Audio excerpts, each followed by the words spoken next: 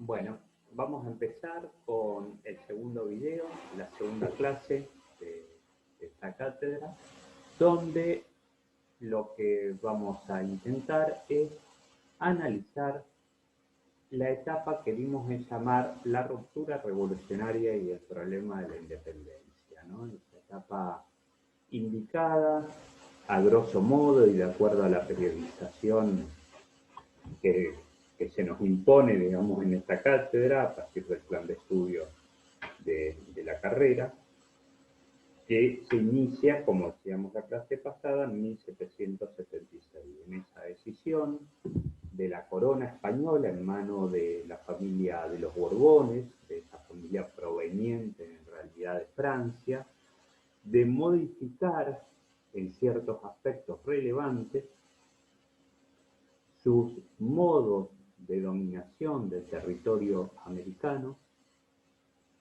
buscando imponer un control más efectivo ante el hecho de que ya había manifestaciones muy evidentes y cada vez más claras de disconformidad con la dominación española del amplísimo territorio americano.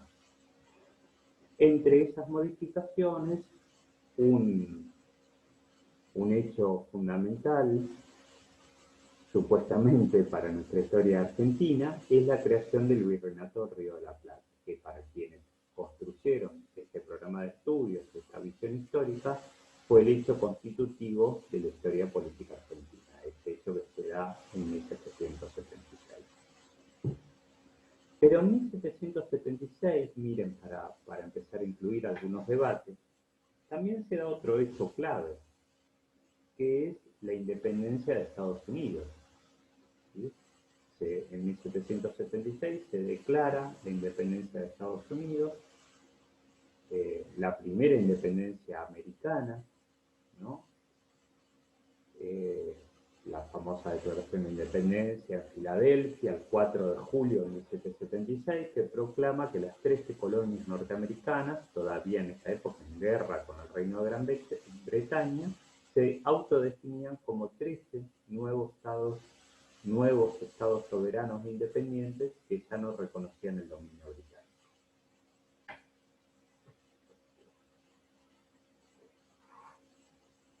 Yo siempre pienso que ese sería quizás un rasgo más interesante para plantear como, como inicio de la historia argentina.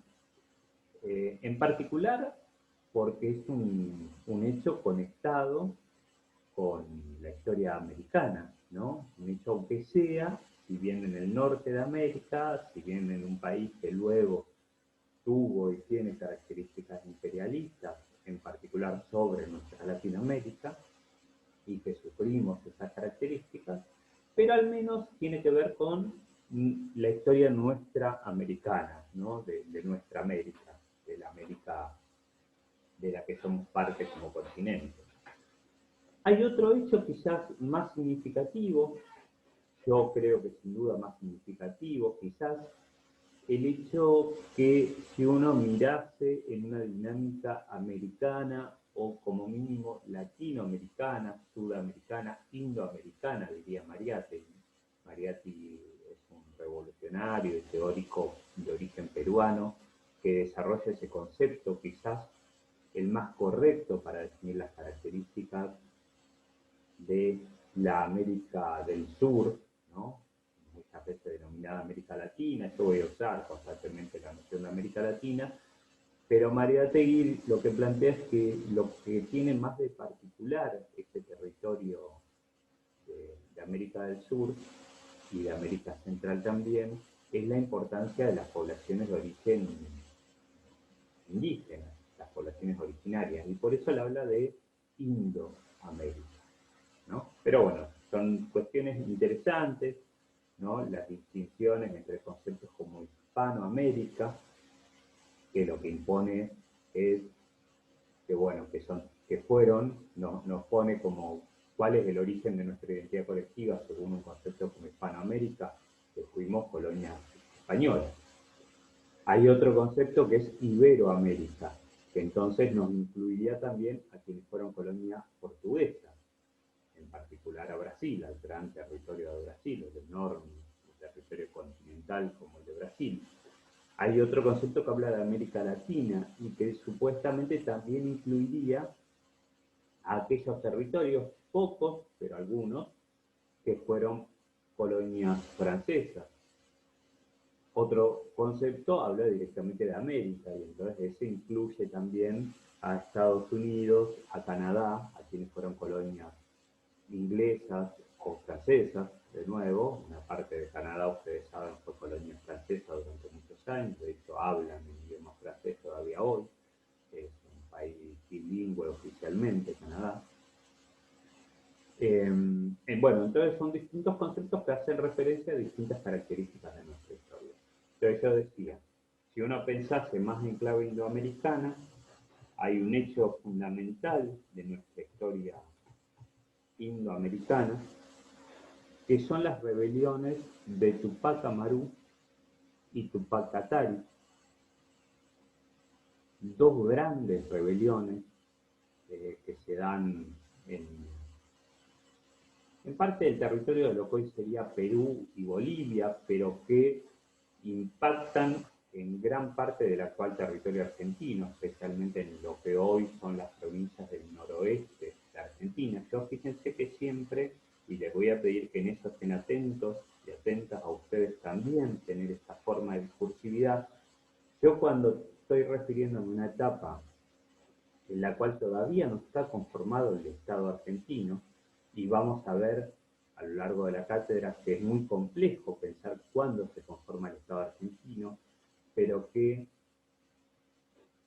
hay dos fechas, vamos a hablar de dos fechas fundamentales, o tres si quieren, que podemos indicar como posibles conformaciones del Estado argentino, que son 1853, con la Constitución, después lo vamos a ver mejor, no se preocupen, ahora lo digo medio rápido, 1862, con el inicio del primer gobierno que ya unifica a lo que son la Confederación Argentina y la provincia de Buenos Aires bajo el poder dominante de la élite porteña en manos de Bartolomé Mitre. Y en particular, y suele ser mi mirada, para mí el momento en el que se conforma realmente el Estado argentino como tal es 1880 con la conquista de casi la mitad del territorio de lo que hoy es Argentina, que son lo que es Pampa y Patagonia, y el noreste, parte del noreste argentino, lo que son las provincias de Chaco, Formosa y algo de Misiones, ¿no? Todos territorios que recién el Estado argentino conquista en ese momento e incorpora a su conformación estatal. Bueno, las rebeliones de Tupac Amaru y Tupac Katari, lo digo súper breve, son dos grandes procesos de características insurreccionales y revolucionarias que encabezan dos grandes líderes indígenas con características distintas, ¿no? Tupac Amaru era de un sector un poco más acomodado, Tupac Katari era de un sector más popular de los indígenas, pero que básicamente se rebelan a fines del siglo XVIII, en torno a 1770, 1780, y dura esa rebelión varios años más, contra la dominación española. En gran medida, las reformas borbónicas son una respuesta a esas rebeliones, donde también la respuesta del Estado español, de la monarquía española, fue una feroz, terrible represión. Pero bueno, si uno quisiese encontrar los orígenes de la historia política argentina, o sea, de la conformación de este territorio que hasta esos años era una colonia de España como un territorio independiente, dominado por una soberanía estatal propia, claramente puede encontrar muchas más relaciones, por ejemplo, en los testimonios de los próceres de la independencia argentina, de por qué iniciaron los procesos de lucha, de en qué se referenciaban, en esa historia de Tupac Amaru y Tupac Katari, mucho más que la decisión del monarca español de organizar un virreinato nuevo. ¿Sí? Se ve, ¿no? Supongo.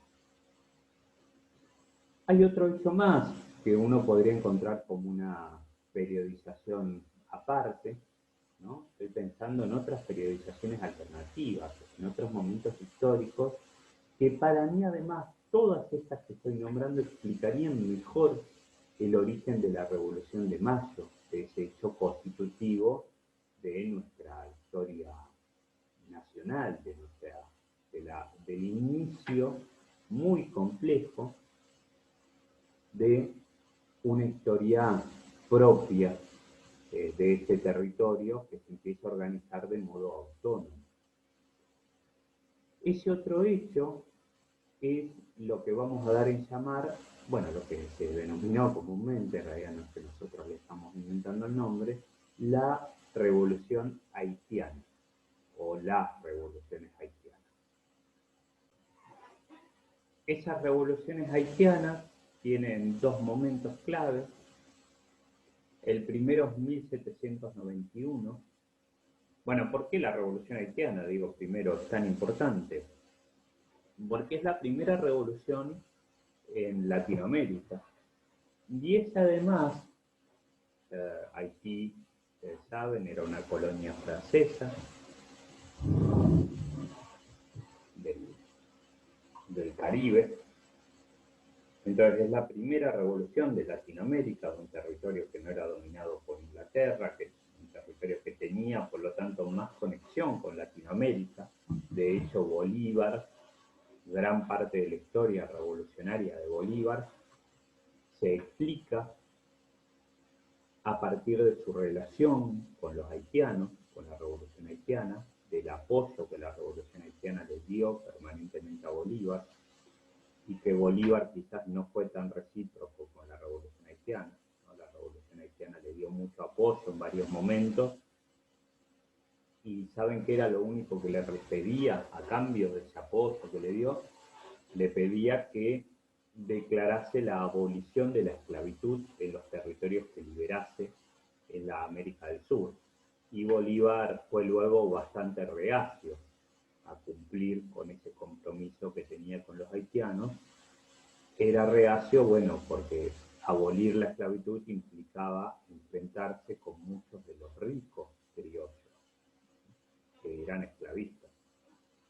Esa es una de las grandes polémicas, una de las grandes complejidades de las revoluciones de independencia, ¿no? Bueno, ¿nos vamos a independizar para que seamos todos iguales o nos vamos a independizar para que ahora, en vez de mandarnos los ricos de España, nos manden los ricos de acá? ¿No? Una gran complejidad que atraviesa, van a ver, varios de los textos que vamos a ver, especialmente el texto de Ansaldo. ¿Sí? Ahora lo recuperamos. Bueno, las revoluciones de Haití entonces tienen dos rasgos fundamentales. El primero ya lo decíamos, son las primeras que se dan en este territorio latinoamericano, más conectado con América del Sur. Y el segundo es que es una revolución antiesclavista, es una revolución hecha por los negros, por los esclavos, una revolución extraordinaria. ¿Sí? Esos haitianos, en realidad, esos africanos traídos por la fuerza a Haití, transformados en esclavos por el sistema capitalista, por esta aberración que era la creación de la esclavitud como sistema masivo por el cual se traía por la fuerza brutal a poblaciones enteras de África a trabajar de modo esclavo, con unos niveles de opresión terribles en las plantaciones productivas que manejaban los europeos en América, con el objetivo de producir para el mercado europeo y para el mercado internacional, por ejemplo, azúcar y otros productos. Estos africanos, traídos por la Fuerza América, se rebelan en 1791, tomando en gran medida, y a partir de haberse enterado, de la Revolución Francesa de 1789. La Revolución Francesa de 1789 planteaba como uno de sus elementos claves que los hombres, las mujeres intentaron también de que incluyan a las mujeres, pero no las incluyeron, los hombres, eran todos iguales por nacimiento, por su nacimiento.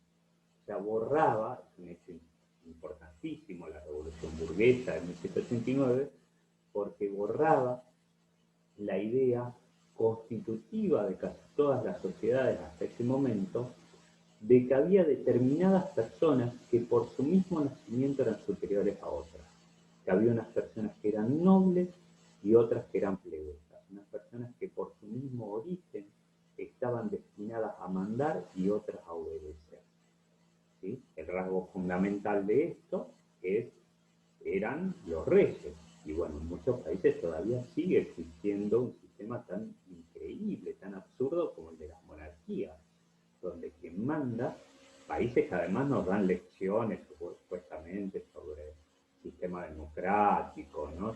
A mí siempre me impresiona mucho cuando España o Inglaterra, países que todavía tienen un sistema monárquico, donde alguien manda porque es hijo de otro que mandó antes, ¿no? Esto es aberrante, porque supuestamente es distinto al resto de la población por su origen, por su sangre, ¿no? Por sus antecesores. Bueno, esos países le vienen a dar lecciones de democracia a países como los nuestros a veces, o como Bolivia o como Venezuela, ¿no? Más allá de todos los problemas que pueden tener nuestros países, ¿no? Pero, bueno, ¿quiénes son para dar lecciones? Bueno, cuando los franceses plantean esto, de que los hombres son todos iguales por su nacimiento, de que ya no hay diferencias por el origen, en Francia hay un sector de mujeres que se lo tratan de tomar en serio y dicen nosotras también. A esas mujeres, a varias de ellas las matan. Y los esclavos haitianos también se lo toman en serio y dicen, ah, bueno, nosotros también. Y inician una revolución en 1791, fíjense, solo 2 años después. Piensen en lo complejo que era enterarse, además para una población que era en su gran mayoría obligadamente analfabeta, o enterarse de lo que estaba pasando en Francia, atravesando todo el Atlántico, y inician esa revolución. Esa revolución, en 1793, bueno, la hago corta para no ponerme a contar toda la historia. Perdón, un dato, ¿no? Haití era en esa época la posesión colonial más rica de su tiempo, ¿sí? O sea, era el lugar más rico aún de todas las colonias americanas. Un lugar súper productivo, clave para Francia y para cualquier otro país que pudiera invadirlo, ¿sí? Bueno, los haitianos inician una revolución en 1791, en 1793 la invaden los franceses, porque los franceses le dicen, no, mirá, no es así, no vas a ser independiente, no era para ustedes, los negros no estaban incluidos, los hombres eran todos iguales. Pero bueno, este proceso, y lo cuento rápido, sigue, y en 1804, que yo creo que sería un año muy interesante para decir, bueno, acá está el inicio de la independencia argentina, de la historia política argentina, de la historia política de América Latina, se proclama la independencia de Haití, con, bueno, Jean-Jacques Dessalines como gobernador vitalicio, y es el primer país del Caribe y de América Latina, en realidad de toda América, en, bueno, el primer país del Caribe y América Latina en obtener su independencia y el primer país de toda América en abolir la esclavitud. Y además en declararse una república negra. Ellos van a decir que a partir de que van a redactar una constitución donde dicen, a partir de ahora todos seremos conocidos como negros. No porque, obviamente, porque se le imponía un color de piel distinto a los blancos, sino porque eso, que durante la sociedad esclavista era un estigma, era algo malo ser negro, era casi un insulto, pasa a ser visto como algo positivo. ¿Sí? No era que los blancos eran ciudadanos de segunda, sino que hasta a los blancos se les iba a decir negros. Nos vamos a igualar todos. Y nos vamos a igualar en aquello que el viejo sistema nos decía que era algo malo, nuestro propio color de piel, ¿no? Es un hecho revolucionario en términos concretos y también en términos simbólicos. Bueno, las revoluciones haitianas, un hecho extraordinario, realmente maravilloso. ¿Sí? Tercer hecho probable, y yo creo que este debería ser el inicio de la historia política argentina, que son las invasiones inglesas. ¿Se acuerdan, no? De las invasiones inglesas. Hay dos invasiones inglesas, dos intentos de invasiones inglesas al Río de la Plata, digamos, a Buenos Aires y alrededores, pero para invadir todo el territorio del Virreinato del Río de la Plata. España claramente estaba en crisis ya desde hace unos años. El intento de las reformas borbónicas, de hecho, era justamente intentar solucionar esa crisis.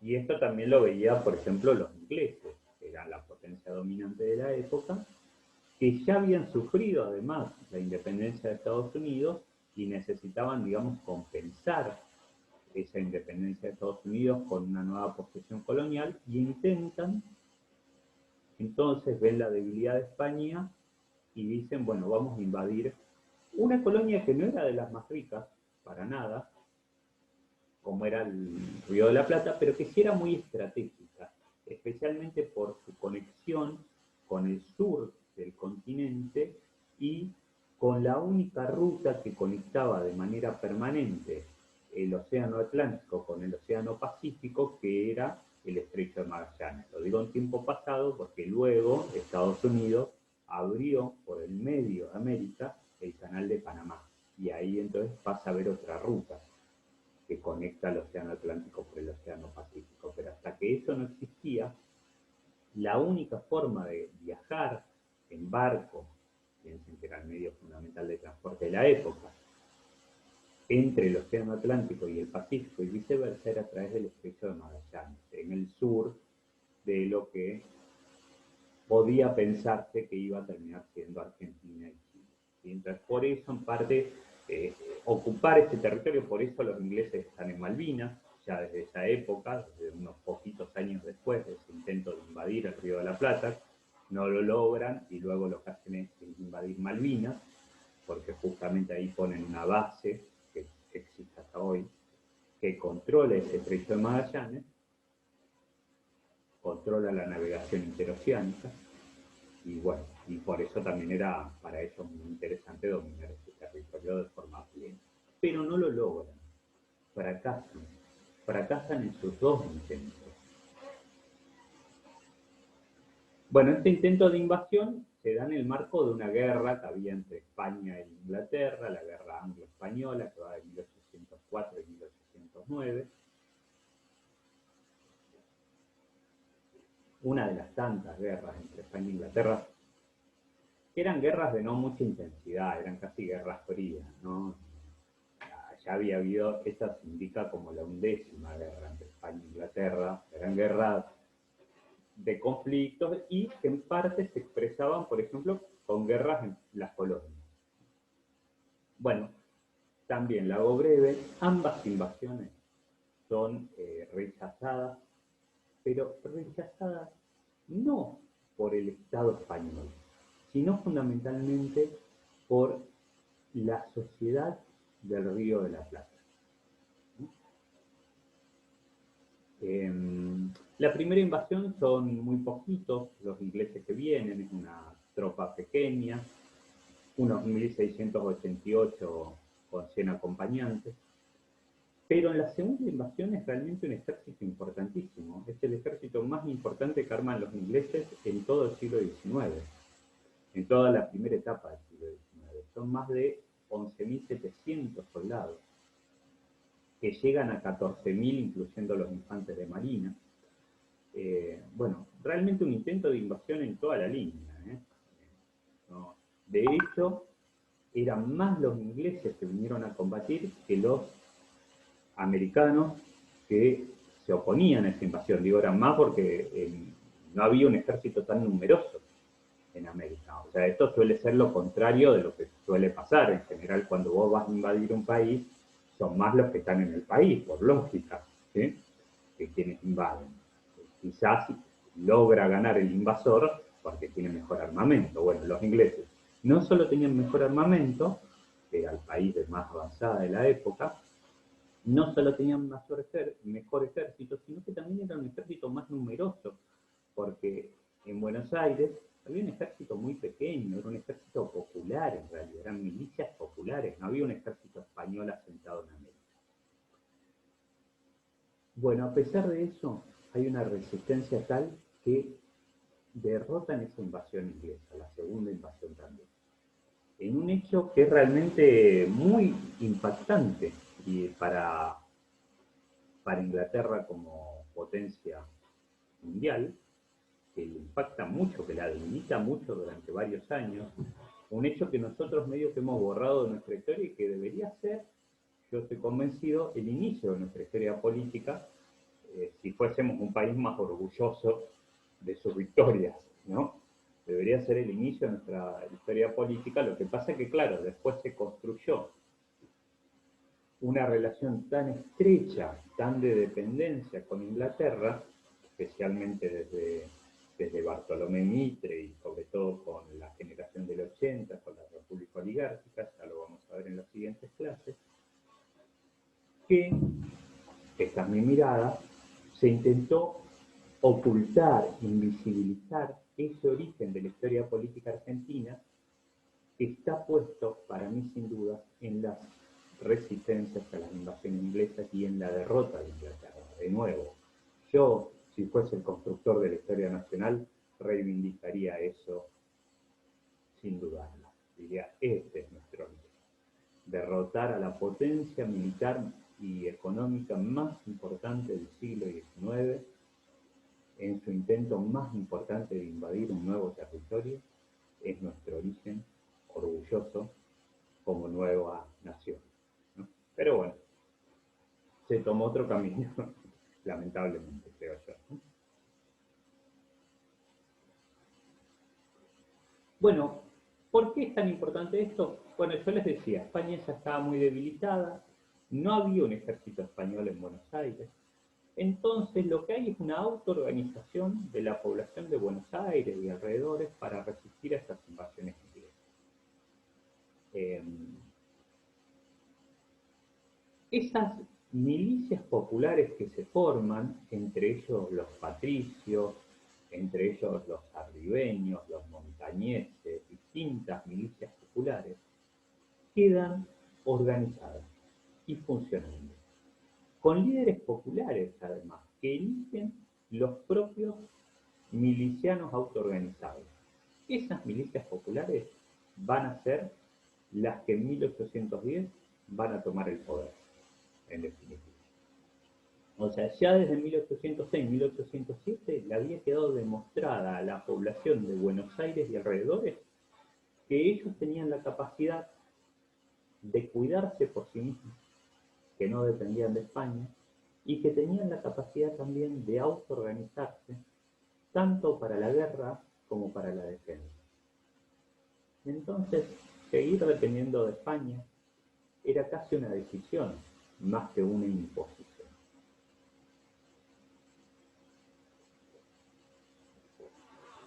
Por eso, para mí, este debería ser el inicio de nuestra historia política argentina. De hecho, en 1810, lo único que sucede, como cuestión particular, es una coyuntura internacional favorable a tomar esa decisión que un poco había quedado en carpeta y un poco ya era una realidad de hecho desde 1806-1807. ¿Por qué digo en carpeta o realidad de hecho? En carpeta porque ya se discutía cada vez más.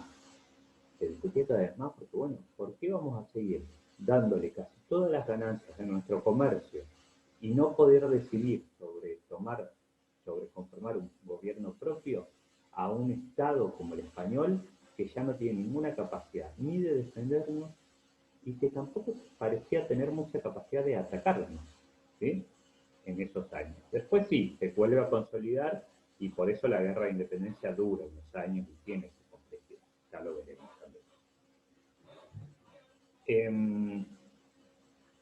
Y digo también un poco en vilo, un poco se daban los hechos, porque en realidad desde 1807 especialmente, en los hechos las milicias populares gobernaban, digo, en los hechos en concreto, más allá de lo que se decía en el discurso, más allá de lo que regulaba formalmente el derecho, en los hechos las milicias populares gobernaban Buenos Aires y la región y parte del interior de lo que después se va a conformar como Argentina, gobernaban más ellos que el formal virrey o las formales autoridades españolas en el territorio.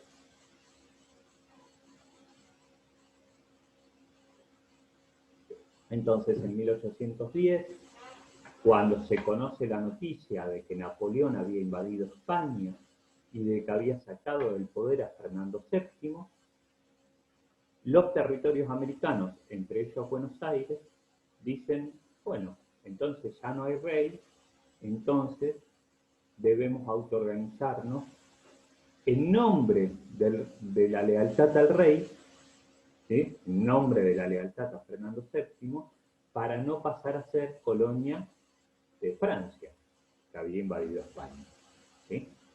Y se da esa revolución de mayo de 1810, que luego, fíjense, en Argentina es muy particular. La revolución de mayo de 1810 se da en contra de Fernando VII, pero en nombre de Fernando VII. Y recién se declara la independencia 6 años después, en 1816. Esto pasa en muy pocos países, ¿sí? Recién en 1816 se dice, este territorio se va a conformar como un Estado independiente de España, ¿sí? Y, como les decía antes, y después es muy complejo decir cuándo este territorio realmente se conforma como un Estado independiente, ¿sí? Algunos podrían decir en 1853, algunos podrían decir antes, pero la verdad que decirlo antes es muy complejo, ya lo vamos a ir viendo, ¿no? Decir que es antes cuando se conforma es un poco hacer un ejercicio de futurología, ¿no? Suponer que esos territorios que en 1830, con la época de Rosas y demás, o en la época de Rivadavia, ¿no? Se usa todavía la expresión de Sillón de Rivadavia, porque fue formalmente el primer presidente, en 1826, pero en realidad no tenía el menor poder sobre el territorio argentino. A lo sumo tenía poder sobre Buenos Aires.